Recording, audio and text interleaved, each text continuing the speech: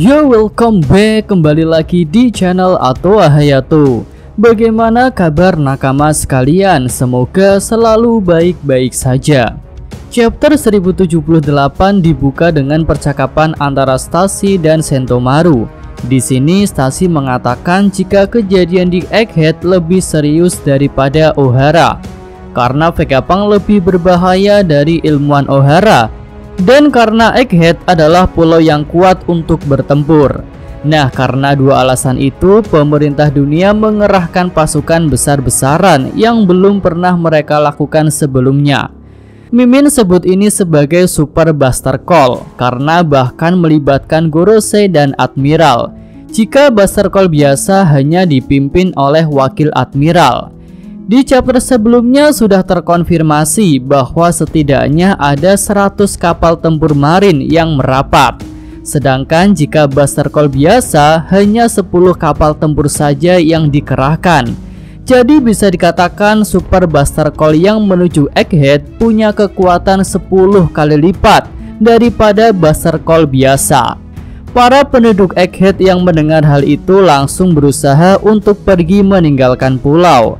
Tapi rasanya pelarian mereka tidak akan mudah karena semua kapal di pelabuhan sudah dihancurkan oleh para CP0.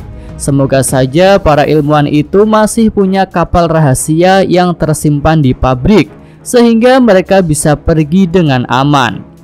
Lanjut kita menuju lokasi Seraphim Hancock. Di sini tim Franky bisa dikatakan kalah total. Bahkan di chapter ini Pythagoras diinjak oleh Seraphim Hancock hingga meledak. Ini merupakan hal yang sangat membahayakan karena jika batu Usopp dan Lilith rusak, maka akan berpengaruh langsung pada sosok aslinya. Ya, harusnya ada sosok penyelamat sih yang bisa menyelamatkan Usopp, Lilith, dan Franky sebelum ledakan besar itu terjadi. Oke, lanjut kita beralih ke tim Robin. Di sini mereka belum menghadapi lawan siapapun. Bahkan mereka malah mendapatkan titik terang tentang keberadaan Vegapunk asli setelah Atlas mengingat lab rahasia di bawah tanah. Dengan skema seperti ini, maka tim Robin akan bertemu dengan York dan Vegapunk asli. Nah, di sini kita belum tahu nih apakah York punya kemampuan untuk bertarung. Tapi jika tidak, maka York akan memanggil seorang Seraphim untuk datang. Dan kemungkinan besar Seraphim yang akan datang adalah Seraphim Hancock yang sudah membereskan tugasnya untuk mengalahkan tim Franky. Sementara itu, setelah Pythagoras hancur, kini Edison yang bersama tim Nami juga tidak sadarkan diri. Tampaknya serangan Seraphim Jinbe sangat berpengaruh kepadanya. Tapi di sini Seraphim Jinbe menghadapi lawan yang tangguh, yaitu Sanji dengan kekuatan sel exoskeletonnya. Di chapter lalu Sanji sudah melakukan tendangan kepada Seraphim Jinbe. Tendangan itu tampak tidak berakibat fatal. Dan kini Sanji membalas dengan membiarkan Seraphim Jinbe memukulnya. Dan pukulan itu juga tidak berdampak. Ya, ini adalah pertarungan yang menarik. Keduanya punya pertahanan super yang sangat sulit untuk ditembus. Tapi Sanji punya satu kelebihan, yaitu pergerakannya yang sangat-sangat cepat. Pergerakan yang cepat itu akan memancing Seraphim untuk ikut bergerak cepat. Dan jika Seraphim melakukan pergerakan yang cepat, maka api di punggungnya akan padam. Saat hal itu terjadi, maka serangan Sanji akan berdampak besar kepadanya. Ya, kita beralih ke lokasi pertarungan Luffy. Di sini para Seraphim tidak membiarkan api mereka padam agar tetap kebal. Tampaknya Zoro masih kurang memberikan informasi kepada rekan-rekannya.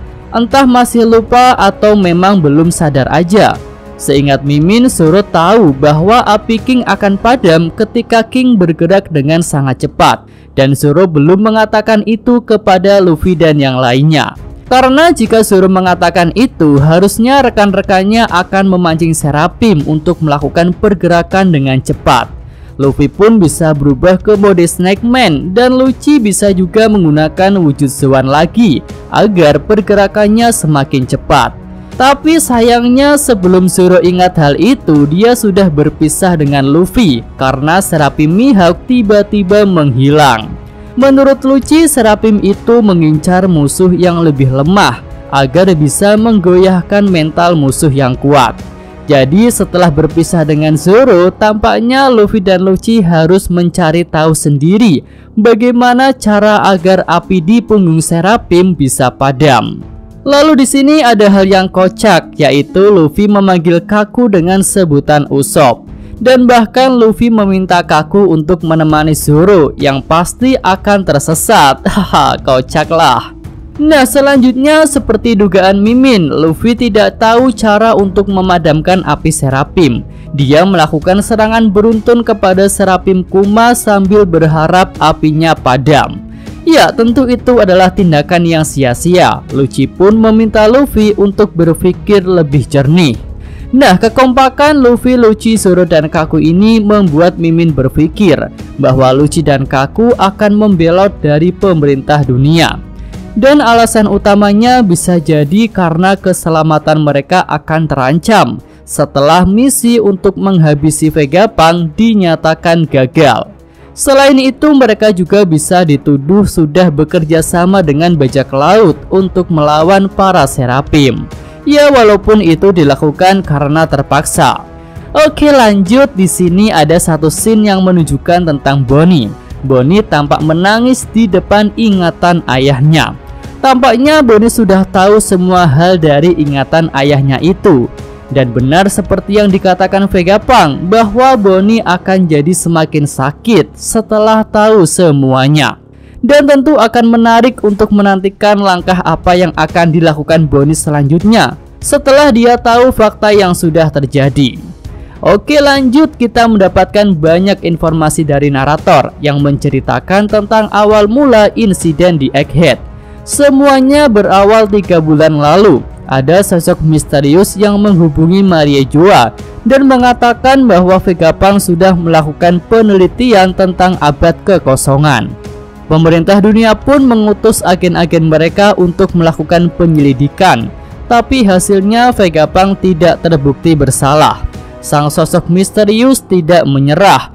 Dia kembali menghubungi Marie Joa. Dan kali ini dia ingin bicara langsung dengan Gorosei. Akhirnya para Gorosei percaya dengan informasi itu. Tanpa basa-basi mereka melakukan tindakan ekstrim. Pertama, mereka mengutus CP0 untuk menghabisi Vegapunk. Kedua, mereka mengerahkan Super Buster Call. Dan juga salah satu agen Gorosei pergi ke Pulau Egghead jika Vegapunk melakukan perlawanan. Ya, keberadaan Gorosei tentu sangat penting untuk mengambil alih Seraphim dan Pacifista, karena itu adalah aset yang sangat berharga. Tapi rencana matang dari pemerintah dunia itu terancam gagal karena Yonko Luffy sedang berada di Egghead dan dia membantu Vegapunk. Ya, Luffy memang menjadi ancaman yang sangat besar. Dia bahkan sudah membuat banyak masalah dengan pemerintah dunia. Akhirnya sang narator menutup komentarnya dengan kata-kata bahwa akhir dari insiden di Egghead ini akan sangat berdampak besar bagi seluruh dunia. Wah, ini sangat menarik untuk dinantikan. Oke, lanjut. Kita menuju ke lokasi Vegapunk asli yang ada di lab bawah tanah. Di sini Vegapunk asli tahu bahwa yang sudah berkhianat adalah Vegapunk York. Dan alasan York berkhianat adalah ingin menjadi satu-satunya Vegapunk dan juga ingin menjadi Tenryubito. Nah, Mimin rasa alasan pertama York melakukan pengkhianatan adalah karena dia ingin menjadi satu-satunya Vegapunk.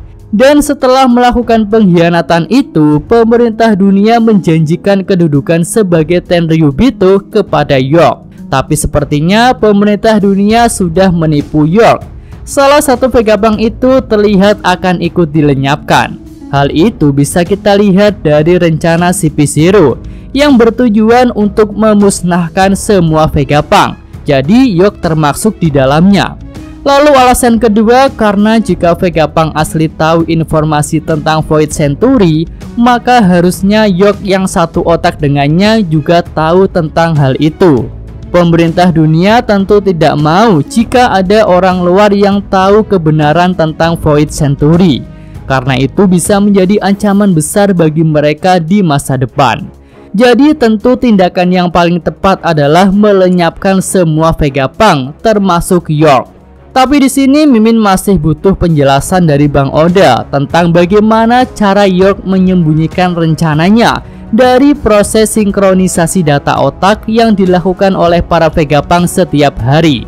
Ya, semoga saja hal itu akan dijelaskan pada chapter mendatang, karena jika tidak akan menjadi sebuah plot hole yang besar.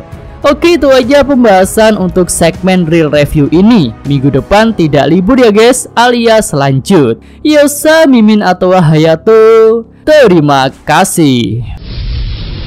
Oke, cukup sekian video kali ini. Semoga nakama sekalian menyukainya. Terima kasih sudah nonton. Jangan lupa like-nya dan subscribe channel Atowa Hayato. Yo!